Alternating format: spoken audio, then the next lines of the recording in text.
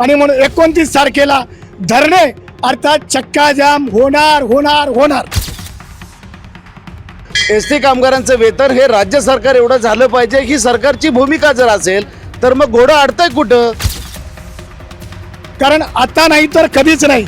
4 आंदोलनं झाली, त्या आंदोलनात कामगारांच्या हाताला काही लागले नाही।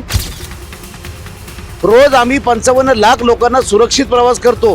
हे महाराष्ट्र चालवायचं काम, कोरोनामध्ये महाराष्ट्र चालवायचं काम एसटी कामगारांनी जीवाची आहुती देऊन केलेलं आहे।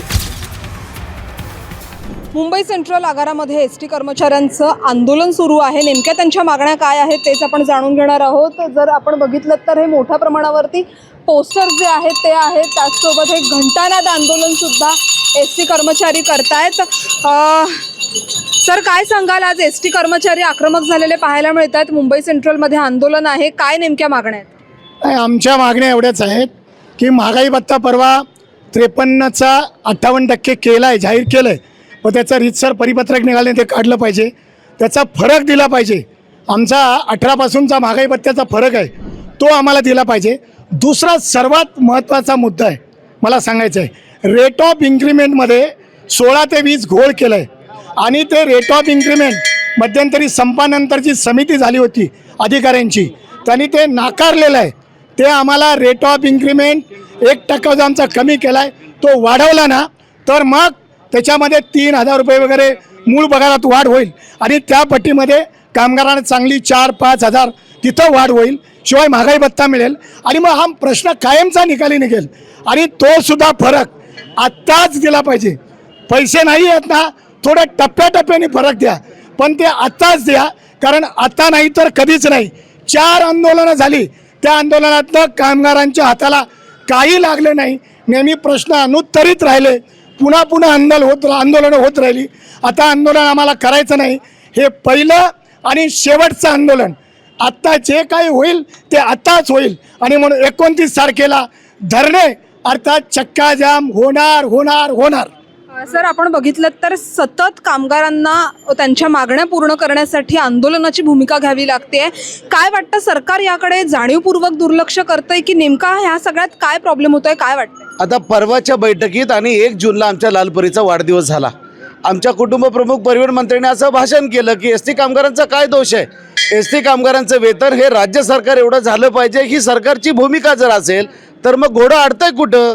उलट पक्षी आमच्यावरती सगळं कंट्रोल जर सरकारचं असेल, सगळ्या फॅसिलिटीज सरकार देत असेल आणि मग सरकार मोठ्या मोठ्या घोषणा करणार, महिलांना अर्ध तिकीट, वृद्धांना फुकट एस टीमध्ये घेऊन जाणार आणि एवढं सगळं निर्णय घेता एस टी अख्खी फुकट का नाही ना, पण एस टी कामगारांचं वेतन आणि राज्य सरकारचं वेतन हे समसमान झालं पाहिजे।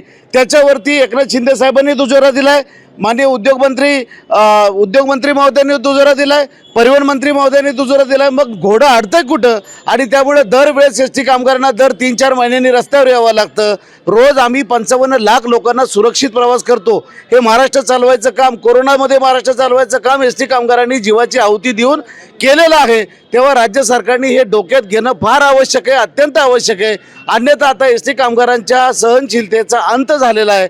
एस टी कामगारांना वेगळं काही करायची पाळी आणू नये। कंत्राटी भरतीचं कधी आमच्यावरती संकट नव्हतं, आता कंत्राटी भरतीचं संकट आलंय। अरे सरकार आपलं आहे ना, द्या ना भरतीला परवानगी। आणि म्हणून एस टी कामगारांच्या विषयी या सरकारची भूमिका काय आहे हे आम्हाला समजायला मार्ग नाही। तर एस टीचे जे आगार आहेत, जसं मुंबईमध्ये 3 आहेत, तर त्याची सुद्धा अवस्था कुठेतरी दयनीय झालेली आहे। या संदर्भात तुमची भूमिका काय? हे बघा, एस टीच्या ह्या दुरावस्थेला शासनाचं धोरण कारणीभूत आहे। कारण शासनानं आजपर्यंत एस टीला ऊर्जित अवस्था येण्यासाठी ज्या उपाययोजना करणं गरजेचं होतं, ज्या मागण्या आहेत, ज्या महामंडळानं सादर केलेल्या आहेत, त्यामध्ये एस टीची जी सध्याची वाटचाल आहे, त्यात गाड्या ज्या जुन्या आहेत त्या स्वमालकीच्या गाड्या घेतल्या पाहिजेत। ज्या ई बसेस आहेत त्या ई बसेसमुळं महामंडळ अक्षरशः खड्ड्यात चाललेलं आहे। प्रत्येक डेपोचा इतर गाड्यातून जो नफा होतोय तो सगळा नफा हा ई बसेसची बिलं भरण्यामध्ये जातोय आणि त्यामुळं प्रचंड तोटा होतोय आणि या तोट्याला सर्वस्वी शासन जबाबदार आहे।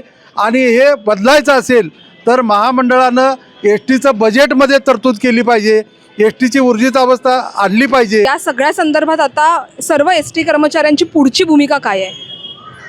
पुढची भूमिका आज घंटानाथ 21 तारखेला 22 तारखेला गेट मीटिंग आणि 29 तारखेला धरणे अर्थात चक्का जाम होणार होणार होणार कुठे करणार तुम्ही? सगळ्या राज्यभर, सगळ्या राज्यातली जी विभागीय कार्यालय आहेत, मुंबईमध्ये कुठे? मुंबईमध्ये सेंट्रल ऑफिसला होईल, विद्याविहारला होईल, ठाण्यात होईल, रायगडला होईल, सगळीकडे हे आंदोलन होईल.